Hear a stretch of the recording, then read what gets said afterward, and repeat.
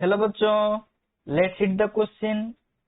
ए cross B का whole square plus A dot B का whole square equal to given है हमारा 144 and one thing also magnitude of A vector equal to 4। Then find the values of magnitude of B vector. Okay, तो चलो उसको answer find out करते हैं। Question में given क्या है हमारा? क्वेश्चन में गिवन क्या है? गिवन है हमारा A vector cross B vector का square plus A vector dot B vector का square equal to 144। That means हम इसका मैग्नीट्यूड भी लिख सकते हैं। That means magnitude of A vector cross B vector का square plus A vector dot B vector, इसका भी मैग्नीट्यूड का स्क्वायर इक्वल टू ये क्या होगा 144।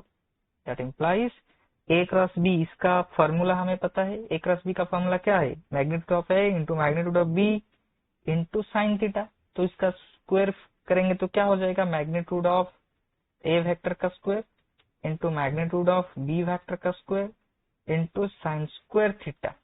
ओके, यूनिट वेक्टर का मैग्नीट्यूड 1 होता है। दैट मीन यहाँ पे 1 होगा प्लस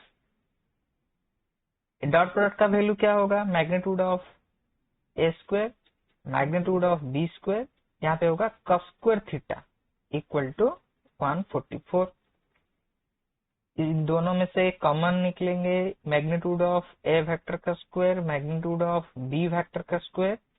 तो यहाँ पे होगा साइन स्क्वायर थीटा, यहाँ पे होगा plus cos square theta equal to 144। That implies इसका वैल्यू 1 होता है, तो मैग्नीट्यूड ऑफ ए वेक्टर का square into magnitude of B vector का square into 1 equal to 144।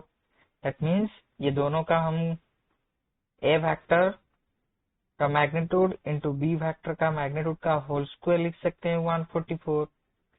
Square RHS में कन्वर्ट हो गया तो क्या होगा? Root over of 144 which is equal to 12।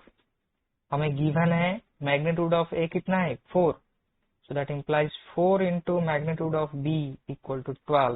That implies magnitude of B equal to 12 upon 4 is equal to, this is the required answer. Question में पूछा था what is the value of magnitude of B? Magnitude of B होगा 3. Okay, thank you, all the best.